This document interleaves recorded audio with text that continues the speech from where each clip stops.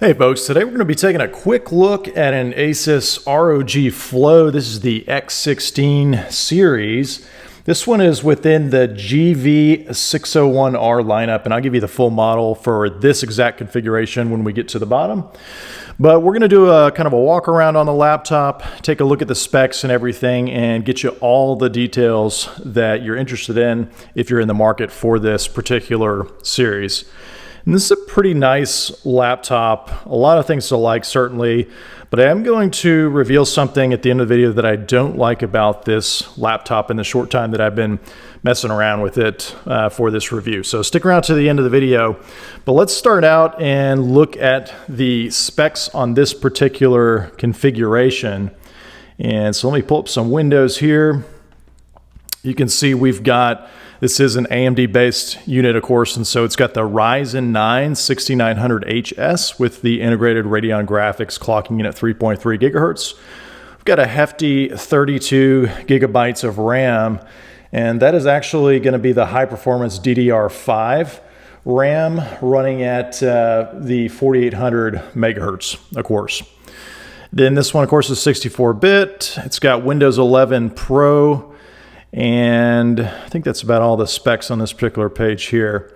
Let's take a look at the storage space here. So you can see with Windows installed, we have 930 gigabytes total formatted. And then with Windows installed, we've got 856 gigabytes remaining. So that's pretty typical, I think. Let's pull up the device manager and let me get a little bit tighter for you so you can see this a little bit better. Of course, you can pause if you need to, but let's take a quick look at some of these individual components. So you can see they're using the Micron for the SSD storage for the 1 terabyte there. And then, of course, like I mentioned, it has the integrated Radeon graphics. And then here's probably what a lot of people are interested in this laptop. It's got the GeForce RTX 3070 Ti graphics. And I will pull up the graphics page here in just a minute. We'll check the dedicated memory.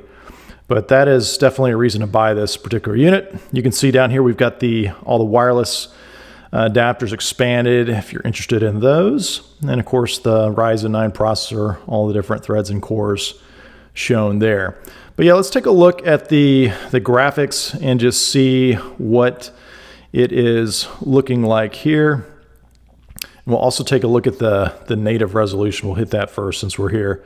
So you can see it's 2560 by 1600. This is a 16-inch display, and it is very vibrant, I will say. It's got a glossy finish on it, and it also is touchscreen. Let's go ahead, though, and pull up the graphics. All right, and here we are under the Performance tab, and you can see we've got the RTX 3070 Ti. 8 gigs of dedicated graphics memory is shared up to 15.6 there. And then here's the integrated one, which actually has 512 megabytes dedicated. It's not too bad there. All right, so that is the graphics there. And I think I've showed you pretty much the main specs that you're going to be looking at on this particular unit. I'll hit a couple other things as we go around the unit there. This does have the Wi-Fi 6E that will extend into that 6 gigahertz range there. And you can see the overall platform. We'll just kind of go around the whole body and the chassis and everything. Again, it's a 16-inch unit. It does not have a separate number keypad over here on the right. And really that's because it's a more of a compact size. I mean, you can see just how thin this bezel is around the perimeter. In fact, if I put my ruler here, I mean, it is less than 1/4 of an inch. It's probably about maybe 3/16 of an inch all the way around. A little bit thicker at the top there. But really this unit is all about size, and I'll get you the thickness and everything too as we go around it. It's got pretty typical ASUS keyboard layout on here. You can see the keyboard is backlit, and it kind of goes on and off with motion and activity there. It's kind of pulsing right now. Pretty typical ASUS keyboard though. And this one, of course, has all the hotkeys along the top there. We've got the brightness for the screen, the aura button. Let's see what that is. Okay, so that's gonna be, let me see if you caught that on the screen there when I hit that. It's gonna be changing the keyboard here. So we're doing color cycle right now. We were on strobing. We've got rainbow. We've got static. Looks like that just stays solid there. And breathing, so we got quite a few different settings. Back to strobing there, yeah. So that's pretty nice that you can real quickly switch those. Then we've got the, I don't like the strobing. Let's go ahead and switch that to color cycle. We've got the fan, it looks like. Try that again. Nope, doesn't look like that's gonna do anything right now. All right, we've got, it looks like a shortcut for cut, I believe is what that is. Then we've got, or for screen capture rather. You can see that's kind of a nice built-in feature. And then we've also got screen brightness here. Go up and down, so we have it cranked up all the way.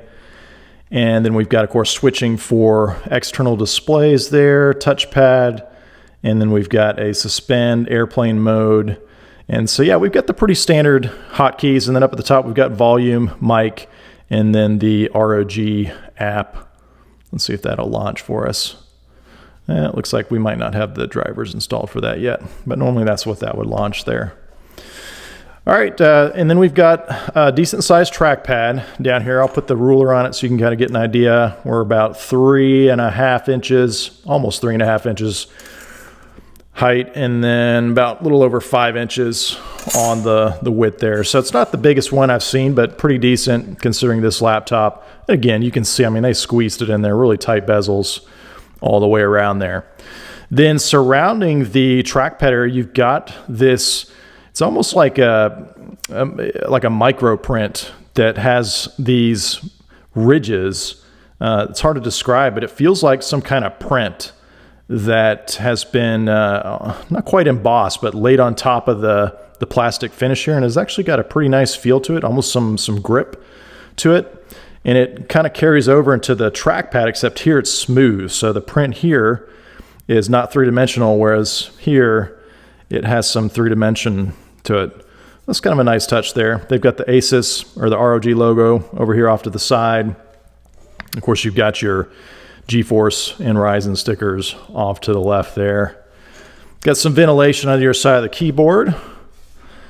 And a real simple hinge design, but yeah, really a clean looking laptop. I'll kind of push it back so you can see the overall profile. And I mean, that is a bright screen. I've got it cranked up all the way right now. Really nice and bright. Let's take a look at the front here. You can see we've got just a little bit of a cutout up here to get your finger to open it up. And then the edge is sloped downward. We've got a little bit of a, well, I'm not sure if that's just a different finish or what that is there. We'll try to take a look at that on the other side when we get there here, just to make it look a little bit interesting, I guess, on the edge here. Let's go ahead and go on the right side. First up, you've got the power button right here. Got a micro SD slot, and then you've got two conventional USB ports. They are the 10 speed. And then we've got some ventilation here. You can see the fins in there, the heat sink. And real simple, it's got just a little bit of a kind of an up and then around to the corner. Let's take a look at the lid and the back side. So the lid, it's got just some real simple lines going down it. These are three-dimensional. It's got a nice feel to it. And then it kind of breaks here. It's almost like there's an angle or a color or something that's a little different, a break, and then it continues on with that same pattern. That's kind of neat how they did that. And it's got, of course, the Republic of Gamers established 2006 there. In the back, we've got really nice ventilation all the way across. And you can see the fins all the way across. So that's really nice the way they did that there. This unit does have the, they call it the Frost Force technology with the Pulsar heatsink. So that's kind of what's unique and special about this particular unit there. Lots of cooling. You can see that hinge design, real basic. Then on the right side, we've got our traditional power port there. It's just a basic barrel connection. I'll show you what that charger looks like here. You can see.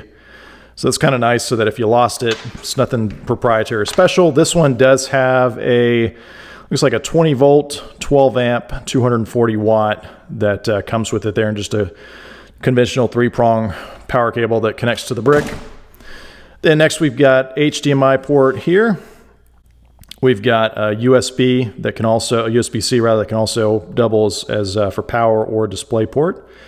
And then here we've got something kind of unique. It's got a kind of like a silicone protector. Let me peel this back. Of course, you can see it's labeled there. It's the XGM. So it does support the ROG XG mobile. And so that way you can connect that externally right there. And then it's just got this nice little cover to keep the dust out of there. It does not attach, so if you pull this off, you got to keep up with it. Otherwise it will go missing. Then we've got a microphone, a tri-port here, microphone headset, and then 2 little LEDs for the charging indicator, and then the SSD, the storage in there. So pretty simple layout. I mean, you can see really it is a very thin unit. In fact, if I close it, let me give you what the dimensions on this are. Let's flip this around here.